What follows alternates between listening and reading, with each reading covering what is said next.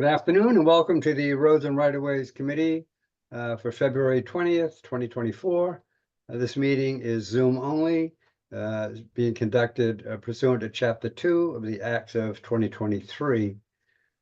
Please note that this meeting is being recorded and all attendees are participating via video conference. The chair will conduct a roll call for attendance and all votes. Zoom participants are asked to identify themselves. The names, everybody's name will be at the bottom of the screen. If we have any latecomers, we'll adjust that accordingly. There will be public comment allowed after all members have had a chance to speak. Other than that, we're a pretty friendly group. That all being said, we'll conduct a roll call. Alan Reinhardt. Here. Lee Saperstein. Here. Rick Atherton. Here. Bill Smith. Here. Ed Gillum. Here. And Bill Greeter here. All right, thank you. So the first order of business, approve the minutes of January 16th, and I believe that there's a correction to be made. If Ed, can you hear me? I can hear you. Okay. Yes. Can I fire away with my correction? Sure, absolutely. Go right ahead. Yeah, the correction was in the meeting, and it was under the part we were talking about the Bluff Pass subcommittee, etc. What I said in the meeting is that I'd casually spoken with a member of the Sconset Civic Association, and in that conversation, I was told by him that some abutters of the Bluff Path, and this is as opposed to the original minutes, it said it referred to it as if it was the Sconset Civic Association itself. It was really the Bluff Path abutters were indeed receptive to funding a private security patrol. And this is perhaps somewhat like similar to the nighttime one at Lincoln Circle that would enforce the after hours, enforcement. I was also assuming that these people would be functioning a role similar to the summer community officers that would really educate the Bluff Path walkers as to the rules, the hours of use, etc. In that conversation, with that committee, that civic association member, I gathered that finding housing for the people that would be involved in this patrol team was perhaps a challenge and could be an impediment to, enacting this program, I guess. Or so that was. Lee sent us some corrections around, but that was the gist of the whole thing. Thank you, Ed. What I suggested to Ed was that this was somewhere between an editorial correction, which wouldn't need any approval, and a substantive correction. And to err on the side of caution, I'm going to say that Ed has moved and I have seconded the amendment. And if, by the way, it's already been fixed in the draft, but right. Ed, if you're all right with that, you made the motion, I seconded, and Bill, we need to approve that. Exactly. Absolutely. All right, any more discussion on that? Great. By roll call, Alan Reinhardt. Aye. Lee Saperstein. Aye. Rick Atherton. Aye. Bill Smith. Aye. Ed Gillum. Obviously, aye. And chair says aye. Thank you. All right, this is a time, if there's any public comment about things not on. Bill, when we get into parliamentary maneuvers, it gets complicated. We approved the amendment. Now we have to approve the minutes. Oh, yeah. Correctamundo. So Okay, Second. Rick Atherton and Ed? Alan. And Aye. okay. All right. Per the procedure, all in favor. Alan Reinhardt. Aye. Lee Saperstein. Aye. Rick Atherton. Aye. Bill Smith. Aye. Ed Gillum. Aye. Chair says aye. Thank you. All right. So now we're at a point where any public comment on anything not on the agenda And I don't believe there's any. So we'll move along to the next. The next item is reviewing the website content. That's the roads and right-of-ways content. I sent out a snapshot of what is currently on the site, the town website. And then I sent along a spreadsheet, and I can actually bring it up so we can have it here.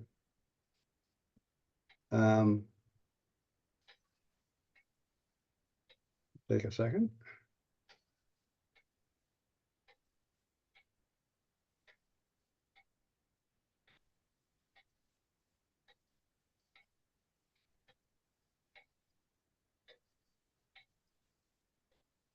And as soon as I can find my damn little button, there we go.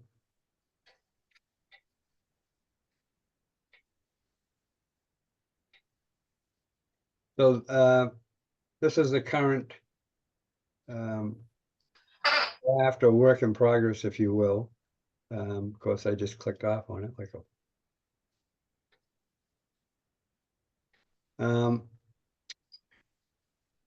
And you'll see, hopefully you can see that. Let me get a little larger. There we go. So this is where the suggestions of possibilities stand at the moment. And you'll note that it's suggested having some folders, and then within the folders, the titles to the file left in column B. So anyway, I don't know if you've had a chance to look at that, or if you've lost it. If so, I can resend it to you. But this is the thought so far is a place to store this stuff with some identification of the contents. And one of the additional things that you'll see is, let's see, an archive folder. So for example, if we had something that was outdated or hadn't been updated or had been done away with, we could stick it in the archive folder. Lee? Yeah, Bill, I just wanted to share with our colleagues, I have seen this. Some of my notes about where things should go, you've included in the spreadsheet. And when I do the minutes, this will show up somewhere as an appendix. Okay, thank you. I believe what I need to do, if we want to move forward with this concept, is talk with Maureen Coleman. I guess she'd be the first stop to see, make sure we don't run afoul here with this, and find out about allocating space and whatever in the process to do so. So that being said, Phil? Would it make sense? I don't know that we have anything to put in it yet. Although you sent around in the package, you sent around this back and forth on chapter 91 on Easton Street, but maybe a folder on chapter 91? We had talked about that last week, last month. And the whole chapter 91 thing is a discussion unto itself. And actually what you've done, thank you, is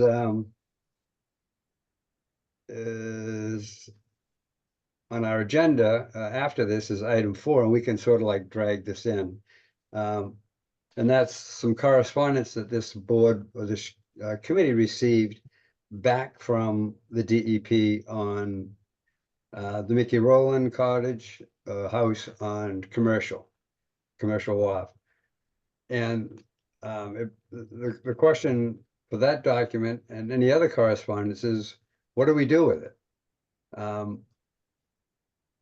My fear is that the institutional knowledge,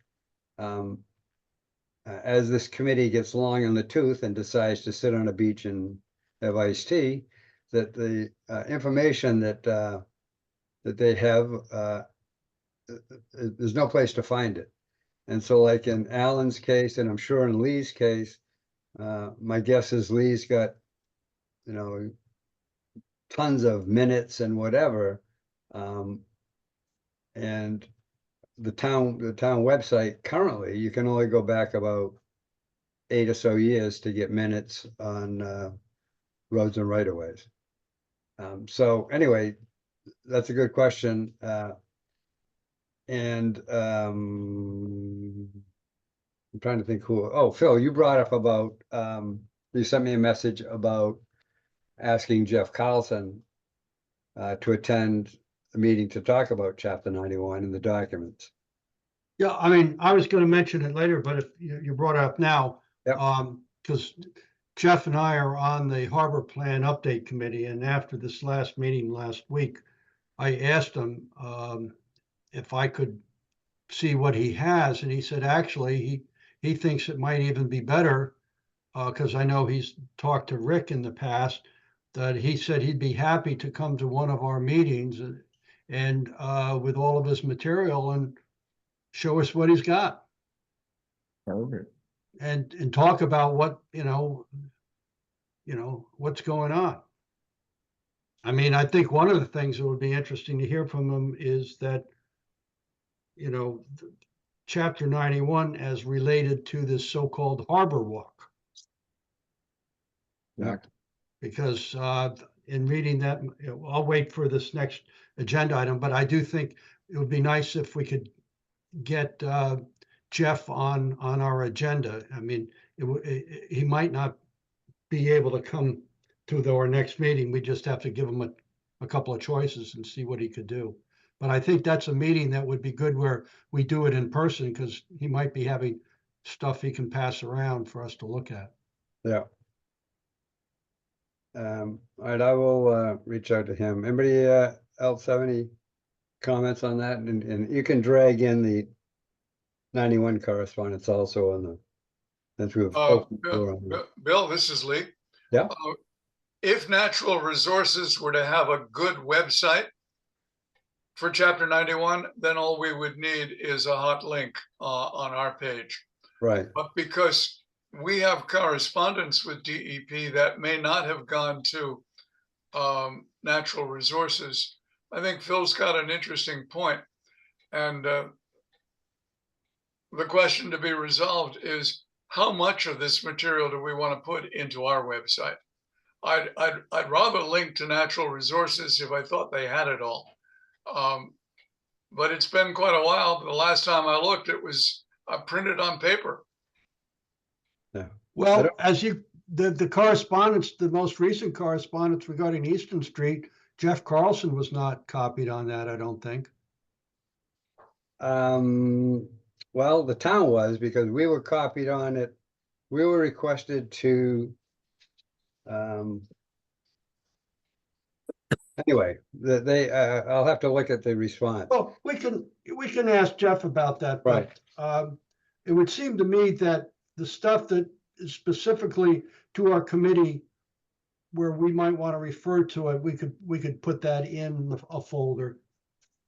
Right.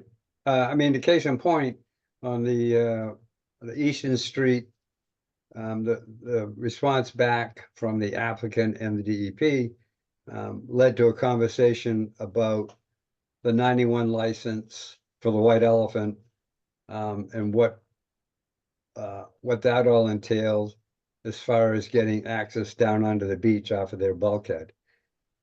And so I've been looking for it, and it's, so far I've been unable to find it. So whatever we can come up with to make the process easier, because as we know, it's you've got to really work at it to try to find any of the documents. So if with my consent, I will reach out to Jeff and find a date that he's able to join us. Is that agreeable with everyone? Yes. Yes. Okay.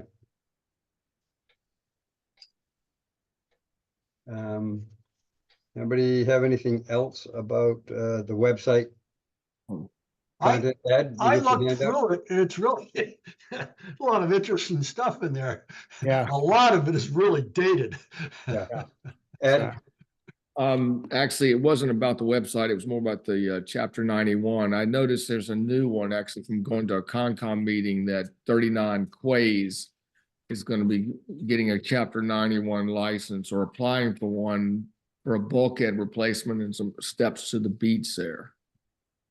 So Ed, what was the street? it's 39 Quays. Quays, okay. I noticed in Concom meeting, it's come up, it's actually been pushed off to March 7th because they have to look into the, the steps and the right of way, the 91, the passage right of way and where the steps go and whether that would block the fishing, fouling and whatnot passage. So that's one to put on our monitors anyway. Let's put it that way. okay, thank you, Ed.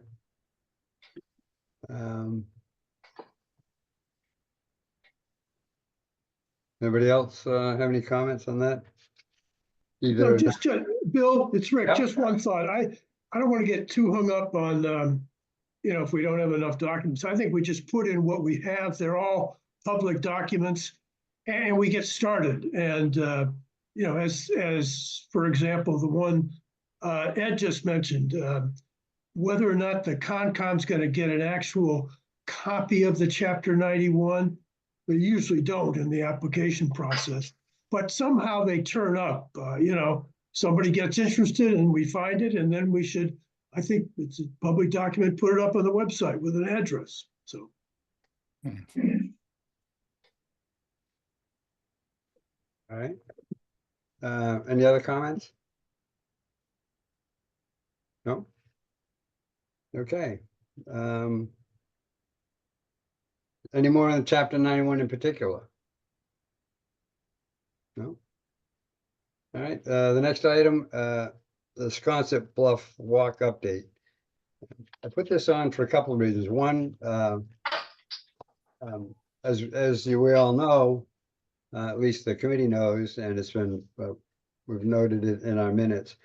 We've done several site walks over the years, but quite a few this past year along the bluff, and we've met with some of the abutters. We've met with a couple of organizations that have concerns about the bluff, the state of the walk and everything. And so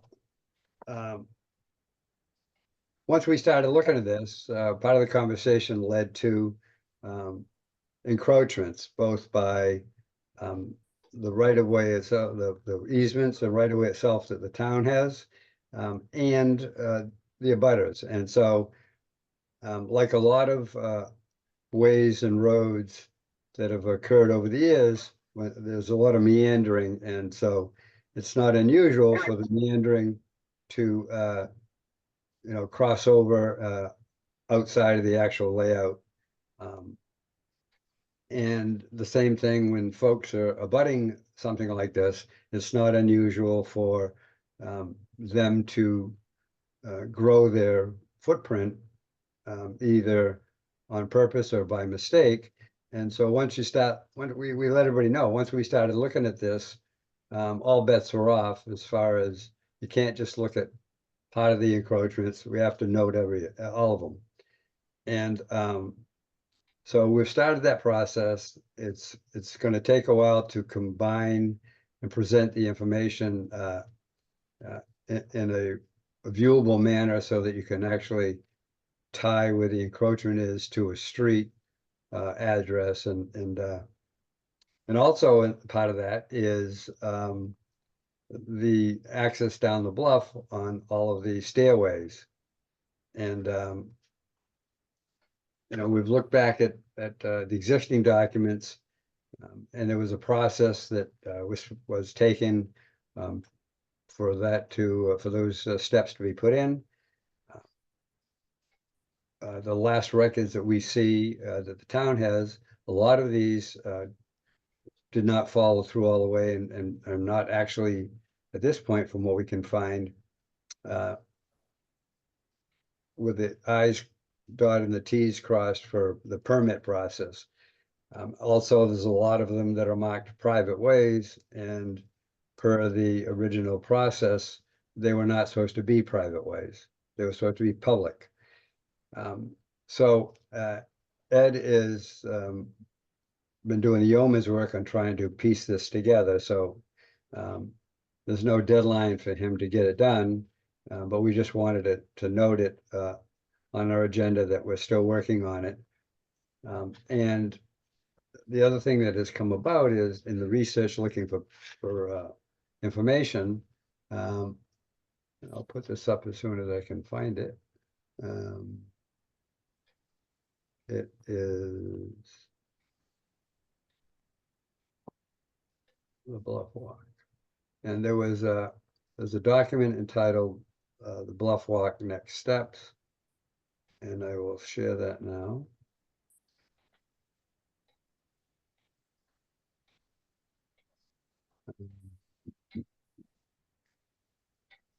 There we go. So this document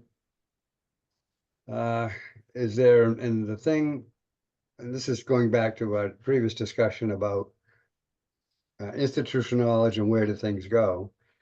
So items 4 and 5, which I hope you can read on the screen there. If not, let me make it a little bigger. Is that better to read? So this is part of the directive, and it was to commit to an implementation management plan that Roads and Right-of-Ways and the Wisconsin Civic Association be prepared to support and assist in that, including town ordinances. And then the 5th item was direct the Roads and Right-of-Ways Committee to report back to the selectmen. That's the name at the time. Now it's Select Board, on the progress made to date in 6 months. Well, I can't find that report, so I don't know if it was ever done or what it said, obviously. But let me stop sharing. So that's where we stand for that thing. And Ed, you've got your hand up. Yes, Bill, and thank you for going through all that. I wanted to kind of somewhat describe the process that I'm working on with our, to put together our various walks with the, the encroachments and the needs on the path. I'm going to try to set something up similar to the sidewalk. When Alan and the group did the sidewalks in town previous to me being on the board, where they went through street by street and things like this, I'm going to go kind of address by address along the bluff path itself and do it in that format, and if I took notes, there was roots in the path at a certain place, a low limb in a certain place, that kind of thing. Now the stairs to the beach, that's going to take a little bit more work because obviously there's a little more involved with some various agreements with the town when these stairs were either permanent or not permanent or replaced or over town land or et cetera, et cetera. So that might take a little more time. But I thought at least I'd describe the process involved, just so people are, and if people have comments on the process and want to add to it, please do. Ed, if there is a license that's been negotiated, it should be attached to the deed. I realize that's a little bit more homework. A lot of deeds to pull. All right, yeah. But those steps that were licensed by the town, we should be able to find the license attached to the deed if it was correctly filed. No guarantees, but I think that's where it might be. And Lee, you're through the board. Lee, you're through the chairman. You're exactly correct. But again, knowing how it happens with a lot of the town things, which I'm working on with land court even right now, a lot of those things never quite make it to the deed. But that's where it should be correctly. Yeah, and to that end, I just grab this other document. So if you can see that, this was 2015. It was a report from Jeff Carlson. to the town manager and assistant town manager about the Baxter Road structures on town-owned land. And at that time, if you can't read this, I can make it a little larger. So you'll see that what licenses were there and the status of them. So like I say, this was in, what did I say, 2015? Yeah, 2015. So that's the basis that we have at the moment. Right, most of them aren't licensed, yeah. Say, Bill, Yeah, I'm a little confused. I mean, we're looking at documents dated 2010. And are we sort of picking up as if it was last year? I mean, all the, I mean, the Board of Selectmen, and nobody on the Board of Selectmen then is involved now. I mean, it just seemed to me that so much time has gone by that we almost need to check back in with the selectmen and say, hey, this is, this is where we think we are. You guys agree? I mean, this is our next steps, but I mean, it just, am I missing something here? I think that's where we're headed. I think right now it's to gather the information. Because, we were asked by some abutters and stuff, as you know, we got into this because of the signage scenario. And we worked with a group to steer them to the right committees, the sign committee, the select board, all the process they had to go through. And in the sidewalks and the discussion and the follow-up to issues presented to us by them, that's where we started looking into where we were and what we knew and what we didn't know. And so right now it's just a fact-finding thing, trying to find the latest and greatest, what's the documents. And the signage, for example, that was the original signage and it matched the documents. And there was nothing in between then and, when this revision happened. So the same thing with this, when some of the abutters are starting to survey their property and have identified where the path meanders onto them. And so I think in our role as advisors to the select board, we find as much information as we can and we take it to the, we get on the agenda of the select board and we say, okay, these items have come to our attention by residents, property owners and abutters, and this is what we found. What's the direction that the towns are going to go in? Just like we did with Stone Alley. Yeah. So I guess this is a question for Alan. Was there some reason, Alan, that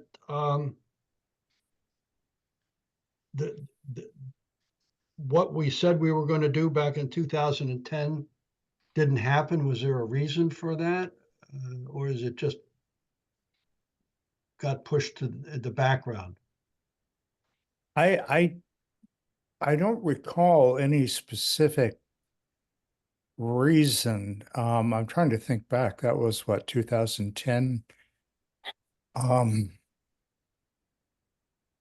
Well, there must have been some reason why it sort of fell off the wagon, so to speak. I really don't know, Phil. Okay. Ed? Regardless of the follow-up, the 6-month follow-up, the document from the report from the subcommittee back then, or the committee back then, or whatever, was pretty accurate. I mean, this is somewhat of an update. Quite frankly, we only barely came to different conclusions and the time of the path and things like that when we went over it again. So in some ways, I guess this could be, even though it's more than 6 months, it's an update of the original report with some additions, I guess, is the best way to put it. I mean, to achieve anything. And I know this was put forward by some of the abutters and also by the Wisconsin Civic Association itself. I mean, there's some other things involved. I know that briefly they were trying to bring us into the question of pools on the bluff, for instance, which it is it is a right of way. It's just like a waterway and whatnot but that's more of an HTC issue. And actually there's actually been another pool proposed on the bluff, I believe at 29. So not only 63, but 29. So that's not probably our purview. I mean, obviously we kind of have a purview over a road that, a way that actually is like a public way that would have bearing on an HTC meeting for maybe screening and things like that. But that, in other words, that's not our fight, so to speak. But in any event, I think where we're working for here is to kind of update the previous report with additions and point out what's going on today. I mean, I guess that's the best way to put it because we can't go back 13 years there.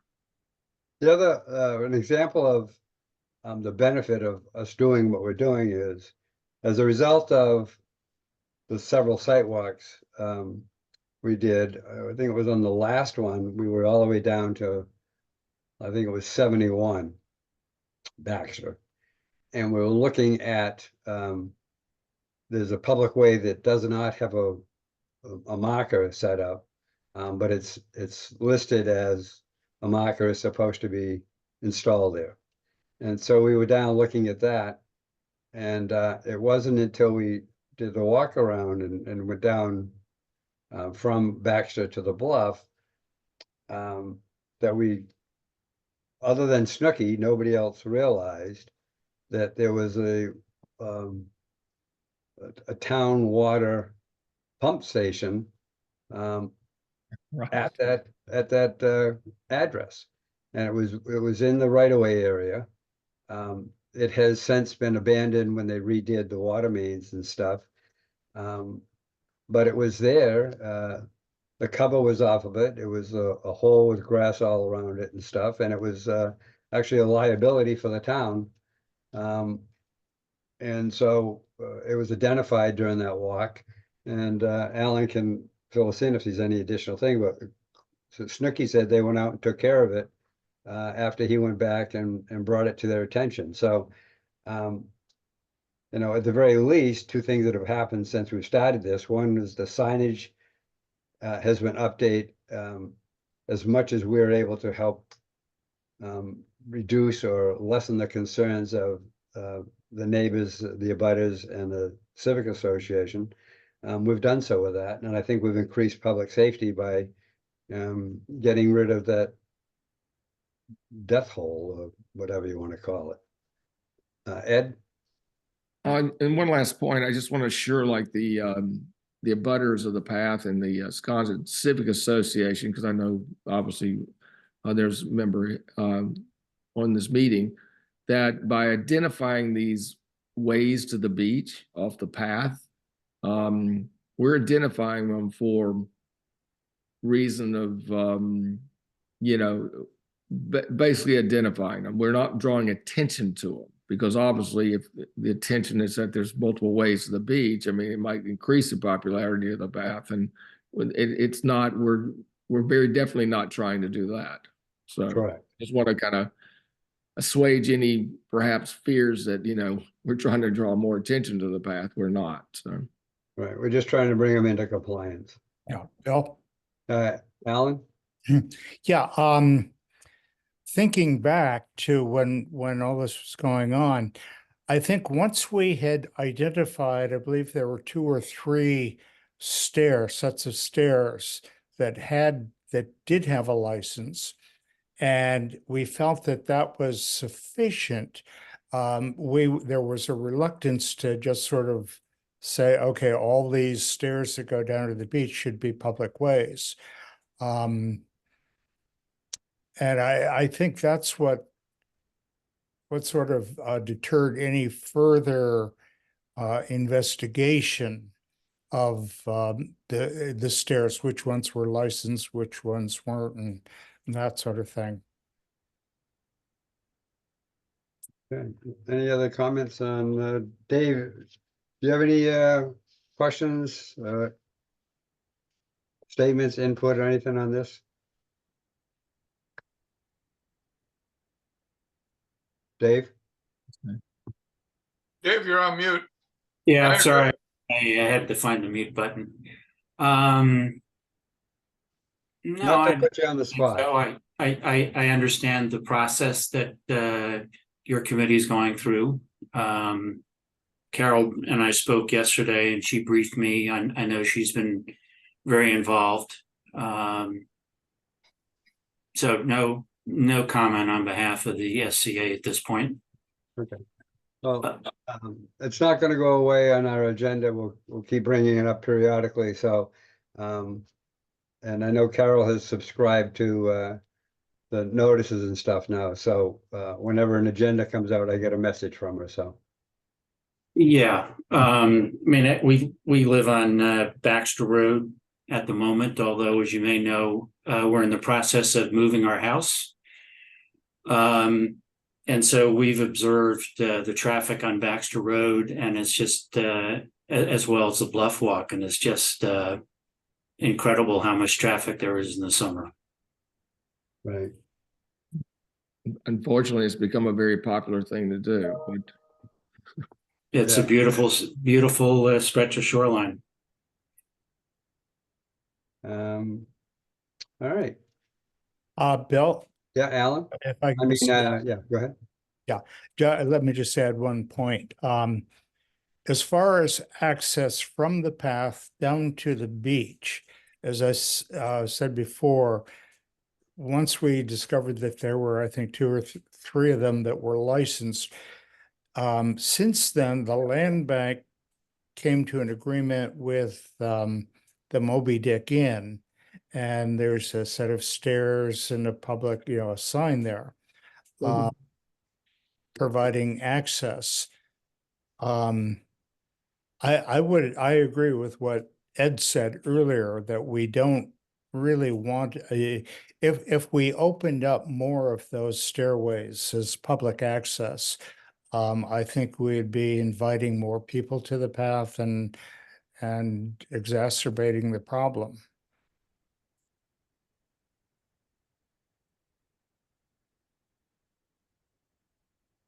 Okay.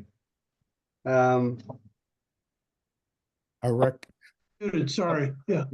Is there a sense that people are using the stairways in a heavy way? Yeah. I just hadn't heard that before. And I really just asked that because they're going over public property. It's almost like a Chapter 91 kind of thing, so. I'm not aware of any increased use, and I'm sure we would have heard from some of the landowners if that was the case. Yeah, that's sort of more a question for David. I just, I can understand not wanting to make them popular or having signs, come use the stairs. But that's different from when some of the gates have a private property sign on them. And I think one of the things here is that may not be appropriate, but I don't think you're going to get more traffic down to the beach if you just remove that sign. You don't have to say public way, come on down, guys. So. I'm most familiar with the northern end of Baxter Road, and rarely, if ever, see anyone down on the beach. Yeah, I just don't think it's a problem. So that I don't think you want to be in a situation where licensing the use of public property is avoided for a reason that really isn't necessary. That's all I'm saying. Right. I mean, my take is that once these are identified, The corrective action can really be low key, doesn't have to be a big deal. And, they're brought into compliance as much as possible and away we go.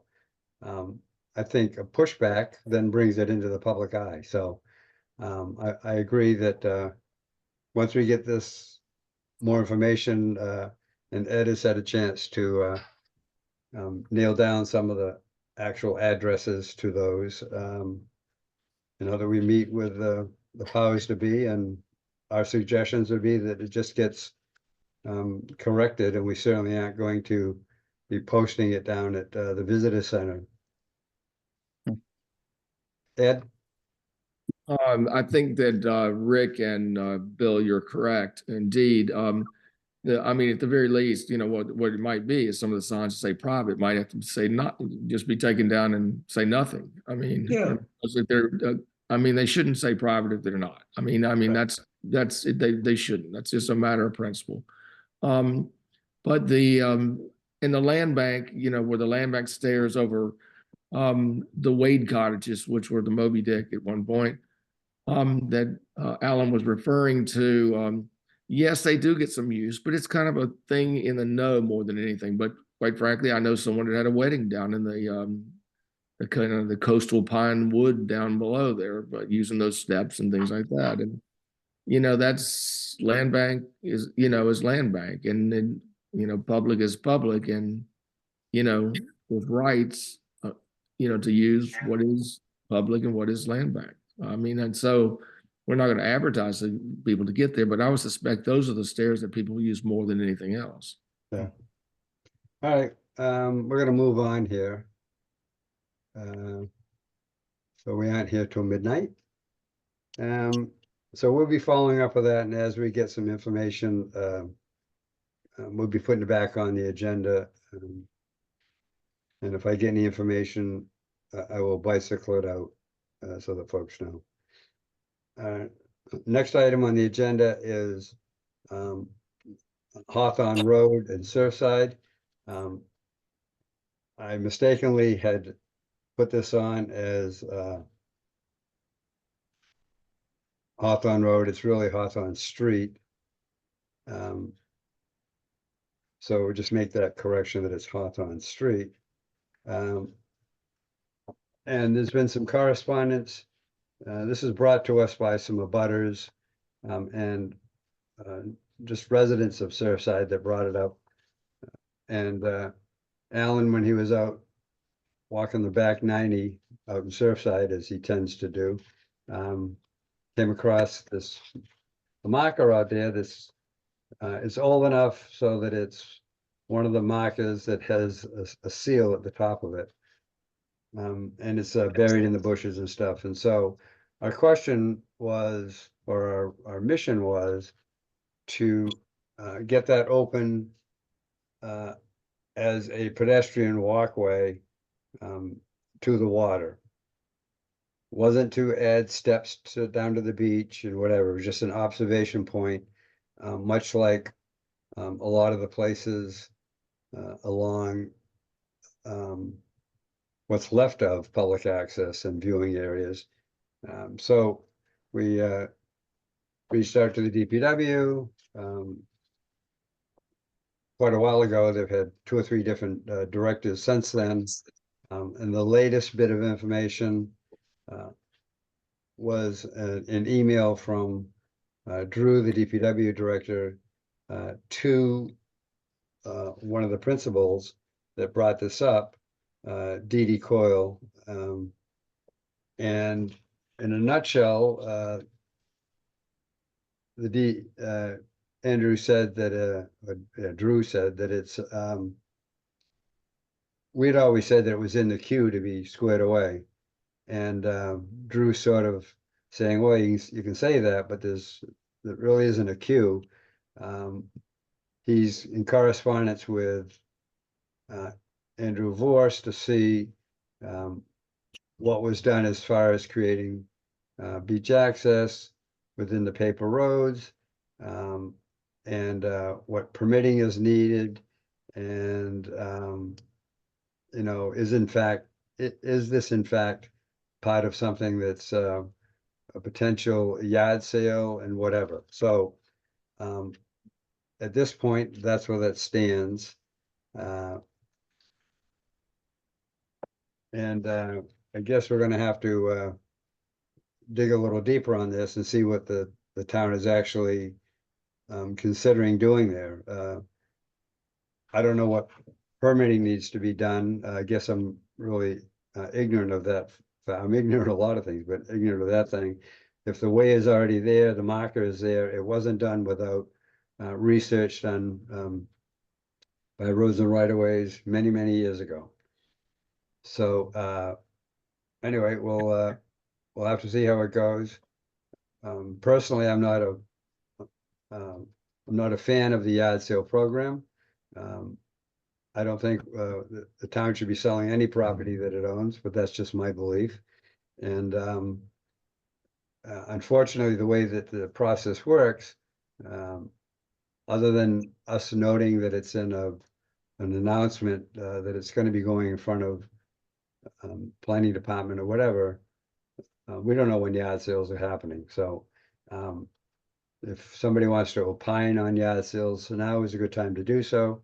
But otherwise, right now, this is on an extended hold again until we find out what's going on. Anybody have any comments? No. Alan? Yeah, I've been in touch with Dee Dee Coyle. She's a member of the Surfside Area Association, as am I.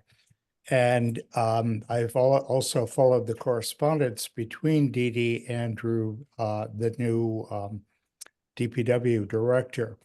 He is very much aware of the situation, and as he's expressed back to Dee Dee Coyle, that the situation is not clear. As he says, they're trying, I'm not sure exactly what the issue they're trying to resolve between the two parcels, where this will be going down. But I've got to say that Drew has been very responsive to Dee Dee Coyle. I've been copied on all of the exchanges, and it seems as though the town is definitely aware of the situation and is trying to work out whatever it is they need to work out. Anybody else have any thoughts, comments on that? Alan, Bill? Alan, Rick?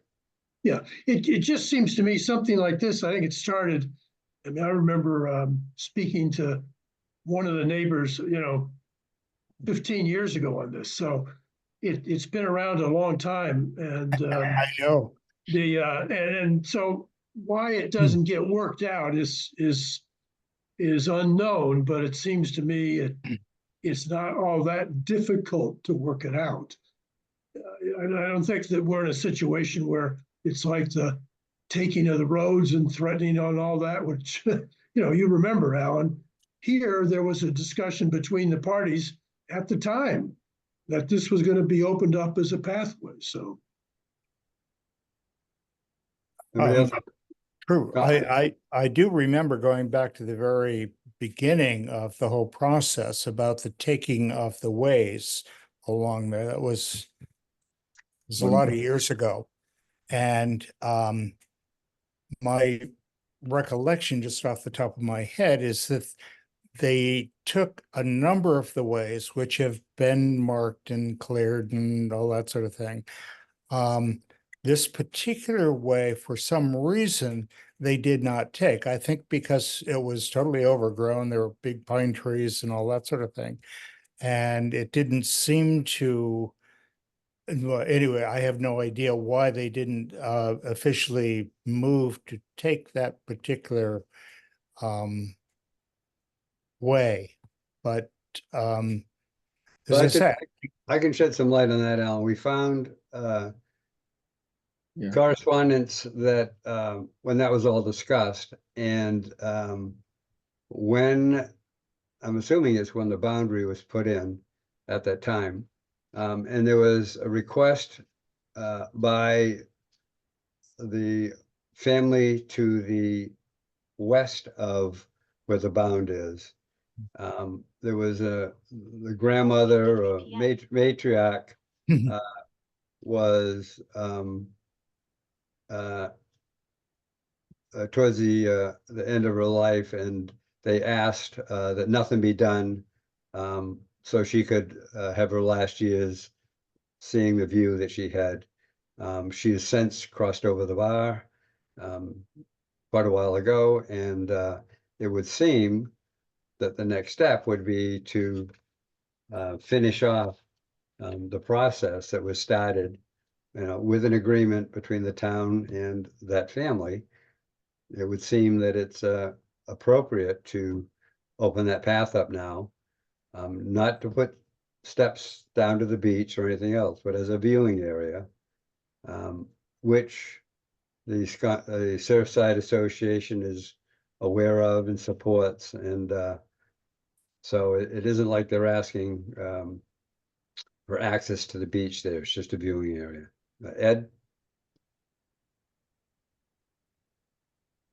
Hi, Ed? You're muted. If you get your hand up, Ed. Am I on mute? Not anymore, you're not. Okay, sorry, I'm having some trouble where I am getting the Zoom in with internet. Okay. And I don't have my picture up or anything for some reason. But in any event, the Hawthorne Street to the north, across the street on the non-water side, actually has had a yard sale done. And actually a neighbor on Boulevard took a good portion of it, actually past the part that abutted their land on down to Belvedere Ave. And the neighbor across the street from this that is on Belvedere Ave took the other half of it. So Hawthorne Street has been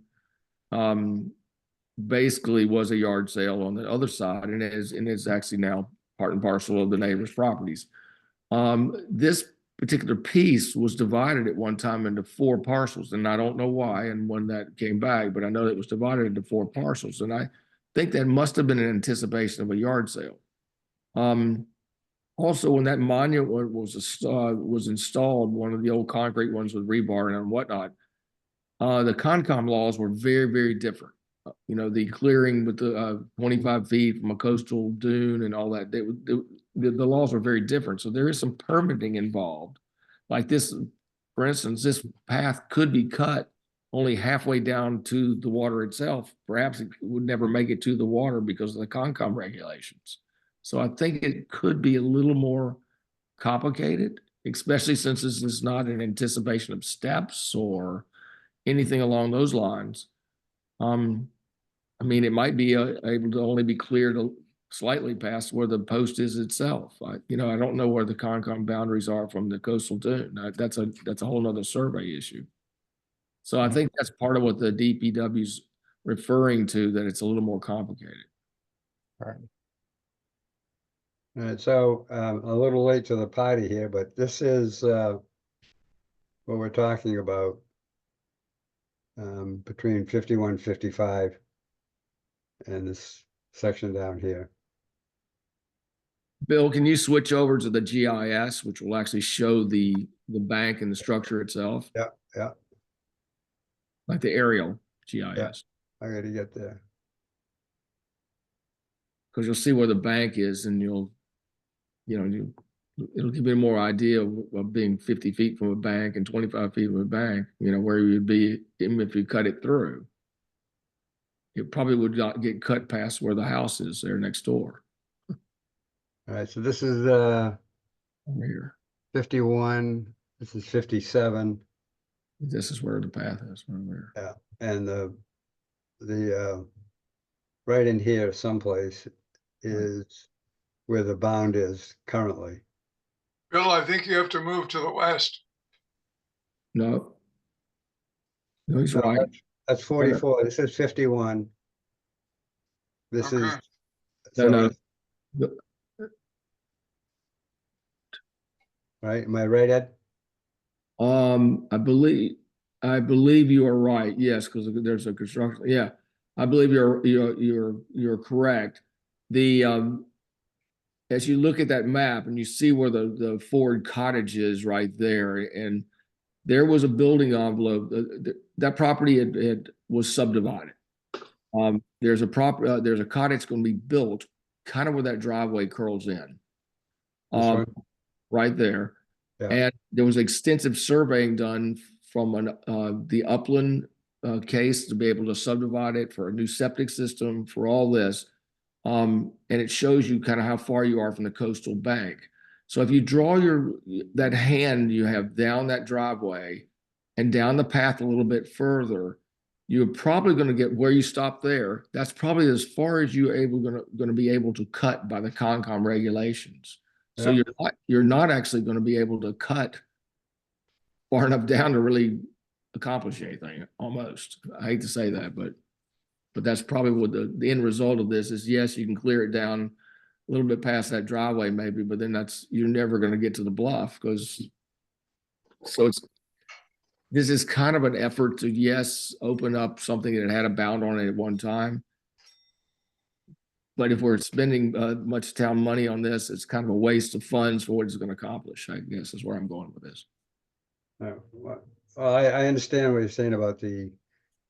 It must be in this case, I know you don't like yard sales. It'd almost be more beneficial for the town to sell it to the neighbors there because it's not really going to go anywhere anyway. So I guess is where I'm going with this. Yeah, well, I mean, I just, to me, even if you can only go like right to here, that's a viewing area that currently is not available to the public on public land. Bill, you're still too far to the east. 8844 is 51 Nobadir, and the next one over 8854, that's 55 Nobadir. This is 55 Nobadir, Yep, and this is 51. right. Oh, okay. Well, it's the same thing, I guess. Sorry. So the path is here.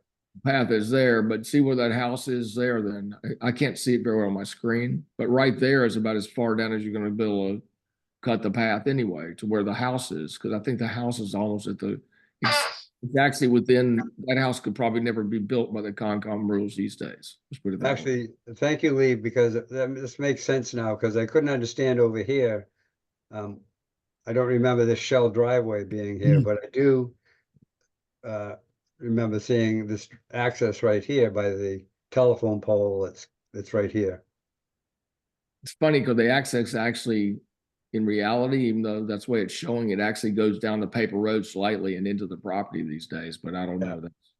So anyway, yard sale or not, I just, I hate to see any public access over town property to the water, to my mind, should be accessible to the public. Otherwise, we might as well shut down the public ways out at Sconset, where you run down and you get to the bluff walk and there's bushes and you can't see the water. So that's an extreme, but to me, it's the same sort of process. So if it can only go to here, it only can go to here. But that's more than the public can get to right now over town property. Well, that is true. You won't see much more than you see from the street there, but yes. So anyway, we'll beat this to death. So we'll have to see where this all goes. And if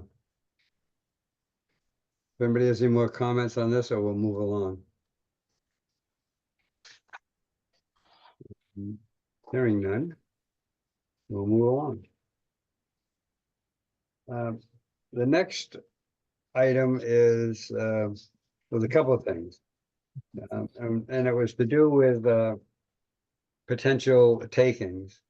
And Snooky brought up at the last meeting, and I said I'd put it on the agenda. And previously, Rick had asked a question about another road, a lane. And so it's on the agenda just for discussion. Snooky is doing some research on the Bunker Hill Road in Sconset, but it's not ready for prime time as far as the information he had. So I just said we put it on here so that we could talk about it. And Rick had a question about Alliance Lane. And I thought it was a good time for us to, so I can bring that up. And that is Might be very strong. the takings, what we have for the matrix, or what constitutes, what is it that an area has to, or a roadway has to be, to consider it to be taken by the town with a recommendation from us. And so let me put that up. And as I know it, I believe this is the current matrix to recommend the taking of a road or a way to bring it to the town. And so I wanted to just make sure that this was correct. And I think this is one of the items that should be on our website under roads and ways. Because when somebody asks, well, is that a road that's been taken or not? Well, no, it isn't. Well, why not? Well, it doesn't meet these 9 things, or it does meet these 9, and we could bring it up or whatever. So I guess the first question would be, does that look accurate for the items for a matrix? Yes. So Alan? I'm sorry. Yeah, this is the basic matrix that we used for years. Squam Road is a good example of this, because Squam is a private road, but because of the condition of the road, it had deteriorated. There were some older people that lived down at one end of it, and a number of different things. I think that's where this was generated, or maybe it was a combination of something. But once we proposed the taking of Squam Road as a private road, the neighbors got together and said, hey, look, we don't want it to be a public way. We will maintain it. And in fact, they have. They've done a great job with it. And I'm sure Rick can chime in on that, as far as that being an example of using this matrix, as far as, the reasons for taking a private way. Alan, that's true. In the case of Squam Road, the neighbors all chip in. We have quite a kitty, and we make sure it's appropriately graded and the brush is cut back and all that. And I think everybody's very happy with the way it works. I brought up Alliance, and Alan, you may remember this. This is Alliance going from Eel Point to the ocean. And somehow I remember somebody mentioned there was a public way marker, not a high one, but a low one.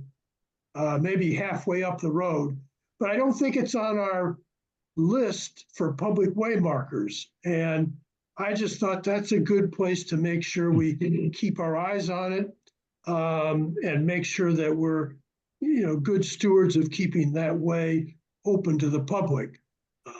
Does that ring a bell with you, Alan?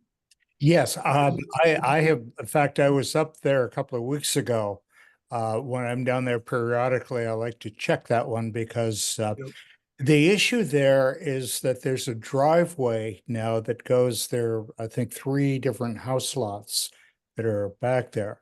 And the way and that the old concrete bound is there that says public way on it. But it goes up to the last house, and then there's no way to get down to the beach. There's nothing there to see. It's all overgrown and that sort of thing. So as far as meeting the list that we just had up, it doesn't really fulfill most of those requirements. But if it's public all the way to the beach, it doesn't have to be a takings issue.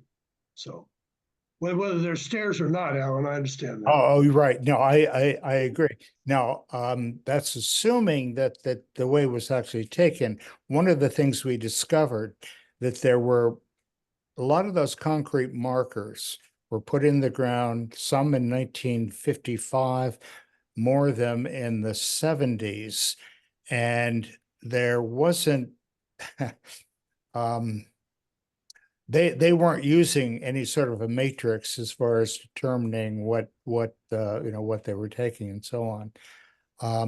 I personally I I don't see what advantage there would be to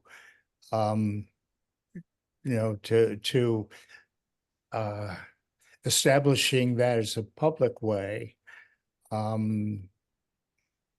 But well, be that as it may, unlike the other one that's down the way a little bit across from, I forgot what the number was, but there was a public way.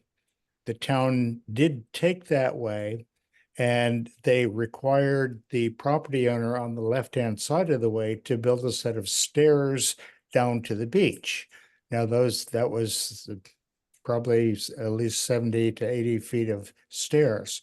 Those stairs were washed out with the first major storm, and they sat down on the beach, and this was some years ago. But the town never went back to replace those stairs, and that was a legitimate public way where they had taken it.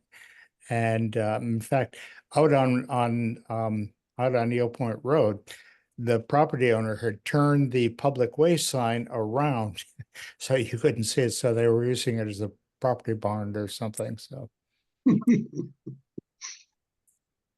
Well, okay, I think it's important we have a way to make sure that we know what the facts are at some point. Right, yeah, that's no, important. I totally agree with you. I mean, the whole point of our committee, well, not the whole point, but a major point of it is public access.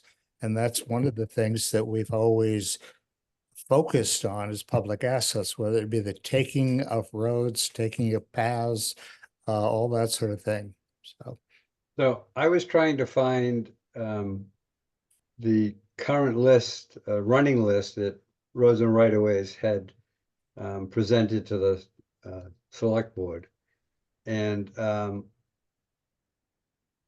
this was, I believe it was January 17th of 2023 is when this list was last looked at. And so I'm going to stick it up. But my thought is to find out if in fact it is accurate. It's the list as was presented, but it hasn't been updated. So for example, Amelia Drive, we know that some action has been taken on that. So I don't know if we add another column and delete the benefits of why it should be on there and just put what's remaining to be done or not. Same with Stone Alley. We've flagged that as needing to be taken. And the town has decided to go for an easement process as opposed for taking. We didn't hear back what happens if the owners of the property don't maintain that access for the public. So that's going to be an interesting discussion if and when that happens. And the same with what's now called Independent Way, formerly Coon Street. What's the actual status of that? But to my knowledge, these are the 7 streets or roads that are on our list that we've given the select board. So if you'd like, I can send this out. You can look at it, see if you have any information on that. And I will update the spreadsheet. And so our working document will reflect the latest and greatest on that. Anybody have any thoughts on that process? Yeah, I believe that the ones that are on the list there are accurate. Wind Street, for example, the private part of it, we've been trying for years to get a bike path to connect the Hummock Pond and the Mattocket bike path. Somerset Road, Friendship Lane, again, access down to the cemetery there, plus all the other stuff. Franklin Street, definitely. In fact, the town thought it was a was a public way. They plowed it and all that sort of thing until I believe a property owner at the end of the street on the Liberty Street side of it claimed that it's not a public way, and they checked the records and they couldn't find any record showing it was public. So the reason for that being on the list is it should be a public way. There are about 4 or 5 parking spaces that are the only parking spaces available to 2 of the largest, the oldest cemeteries on the island, Old North and New North Cemetery. And what's happened, because it's a private way, cars have been parking there all winter now. And there's no, if anyone wants to go to the cemetery, they can't do that. So does So- it make sense that that with this, number one, check it for accuracy of the streets, and then column K, which is benefits to the general public, that gets modified to pull out anything that's been done, and the next column, which would be L, would be the status, the current status of it. So for example, Wind Street, it would be just that would the benefits would still remain there, but the status currently is there's ownership issues that the town is working on. So Right. anyway, something like that. So does that make sense that we do that? Same with Amelia and Tacoma. So Lee? Bill, I'm gonna go back to Snooky's request. I think there's some merit in Bunker Hill. And Rick, I apologize, but I don't see as much merit in Alliance Lane. Yeah, we'll find out. If we find a little more, we'll see, okay? So I think what we do now is await Snooky's report. All right, but in the interim, I will tweak this a bit. I'll resend it to everybody.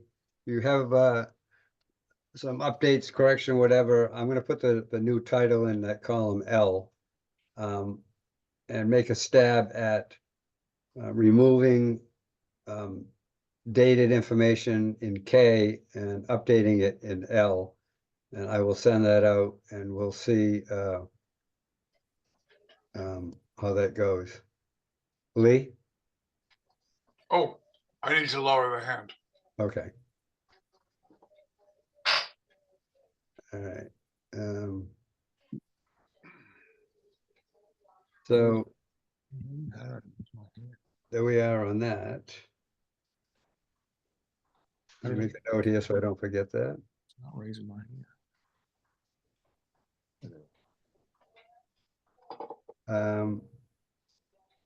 Next item is other business and member comments. Ed? Sorry, I missed raising my hands, I believe, at the end of the last one. A while back, I actually brought up an issue of Pilgrim Road off of Cliff Road. There's some, I believe that the status of that was in some question, and it's marked private for some reason, but that actually is become quite a major road these days. With all the Which road development. is that? What road is that? Pilgrim Road off of Cliff Road side of Pilgrim Road. Ed, this is Lee with his deaf ear. Could you repeat the road? It's Pilgrim Road. Oh, okay. But on the cliff, off the Cliff Road side of it, there's a sign saying private, and I haven't done the research yet. It very well may be, but the problem is I mean, it's become a highly developed street. It could use the maintenance of the town, and actually, it satisfies a lot of the criteria of the taking. So it might be worth looking into that one as well. I think some people have assumed it's been public all along, quite frankly. But no one has said anything, have they? To our committee, do you mean, Phil? Yeah, No. I No. mean, I would think that's one of the key things is, in other words, I think that if people, the residents want us to consider it, yeah, but I don't know if there's nobody who's in the area that is interested in the town taking it. I think it's like front Is it our running. role, to get involved and initiate that just because it's there for the taking? It's just one more street town has to take care of. Well, I agree with what you're saying in that manner, but it's becoming a major developed road, and it's just a matter of time till someone does put this forth. And quite frankly, for some recent research, believe it or not, Darrymore Road wasn't taken properly by the town back in 1979, and it's going through land court to be now a public road. It's been maintained for many years by the town, and we're finding out that a lot of roads that were assumed, like Franklin, to have been public have now been determined otherwise, perhaps. So I think I'm just front running this one a little bit. It's kind of like on Wynn Street, on the poorly maintained side of Wynn Street, which is actually public. I think I'm just bringing it up because I came up in an earlier discussion, I think, when we were talking about this same subject, I guess, more than anything. I'm not pushing it, but I'm just saying we did talk about it at one time. I actually think that it's sort of part of what we do as far as we note something like Ed has just noted this now.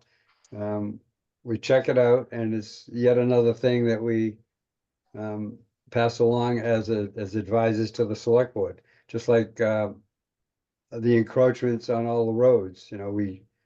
We identified Washington Ave and Matticat as extensive encroachment. The town did research, found out that to be true, and then has decided not to do anything. So we have done our shtick, we've fulfilled our role and advised the select board, and they've chosen a course of action. So same with these roads. I mean, nobody came to us with Stone Alley. We just happened to stumble on the fact that that had never been taken properly.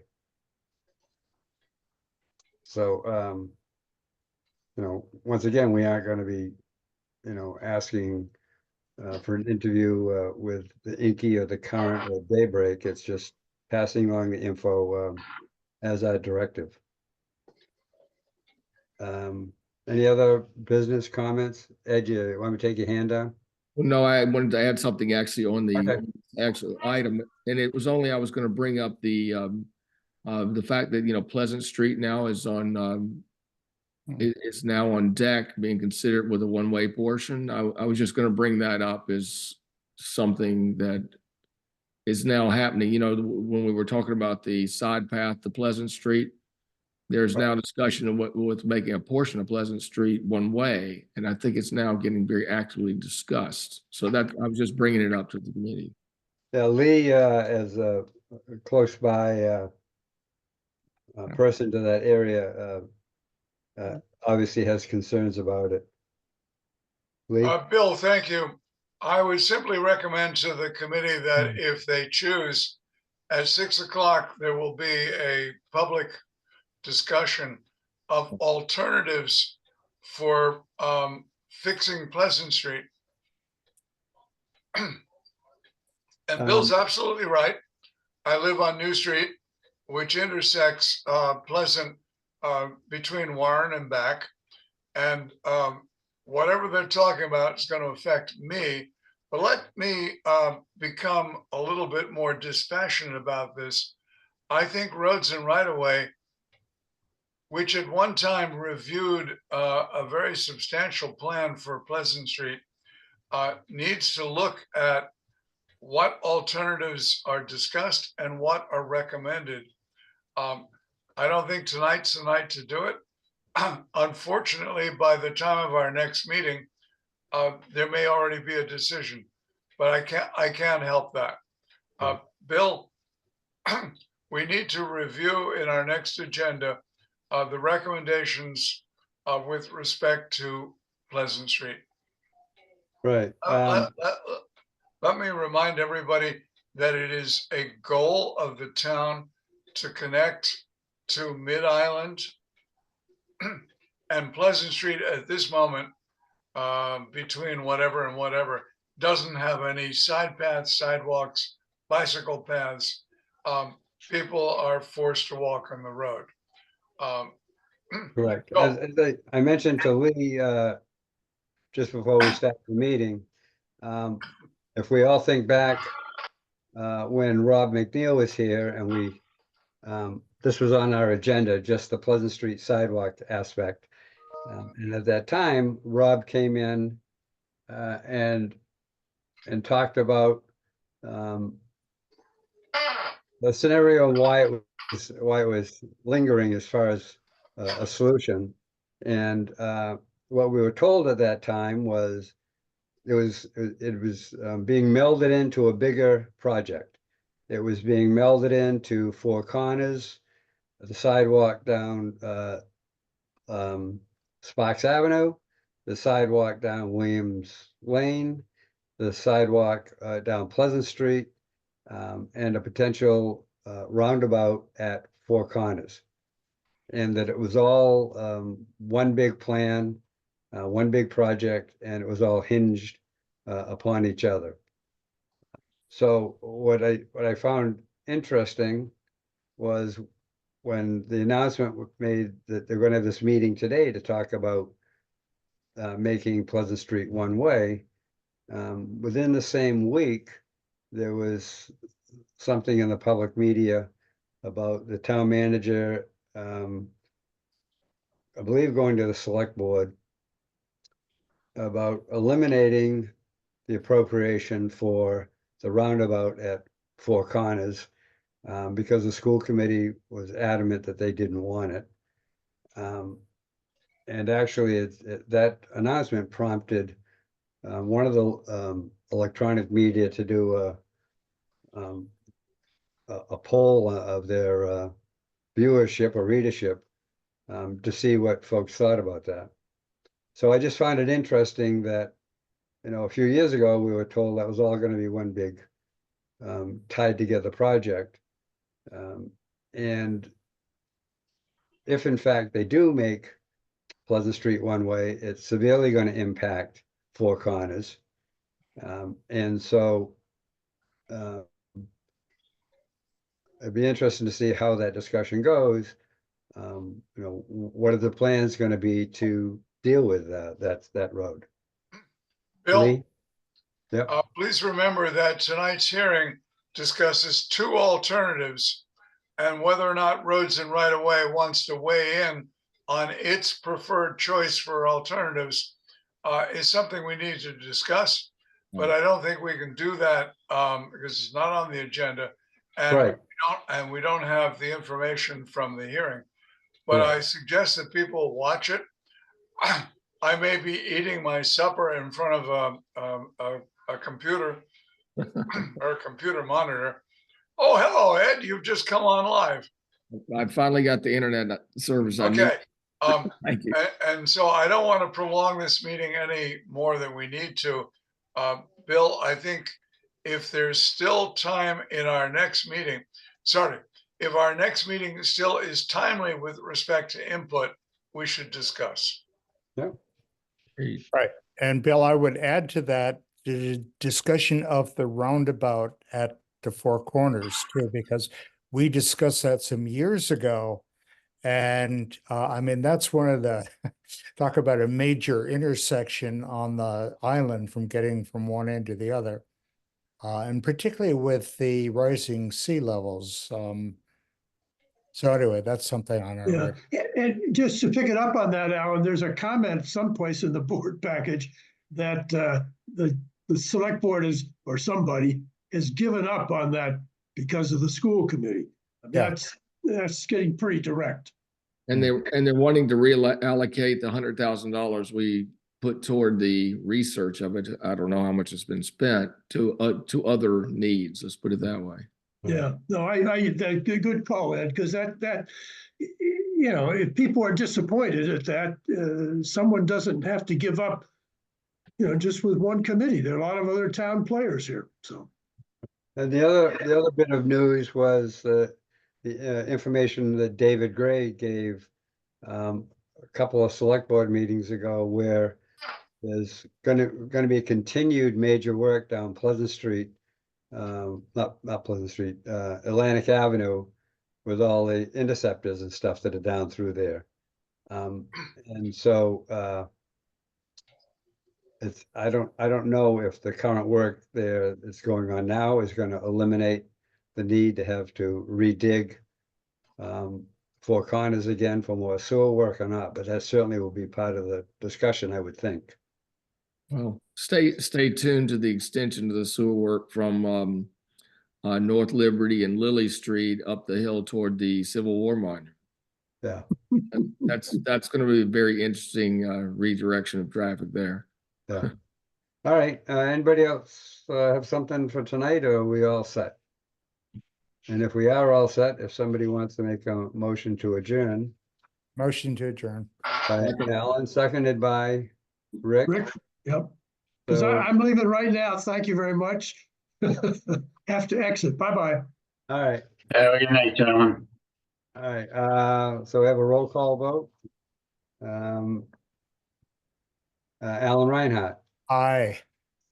Bill Smith, Aye. Lee Saperstein, Aye. Ed Gillum, Aye. Bill Greeter, aye. All right. Thank you very much, everyone, and have a good evening. Thank you, Bill. Take care, Bill. Thanks for doing the meeting. Good night.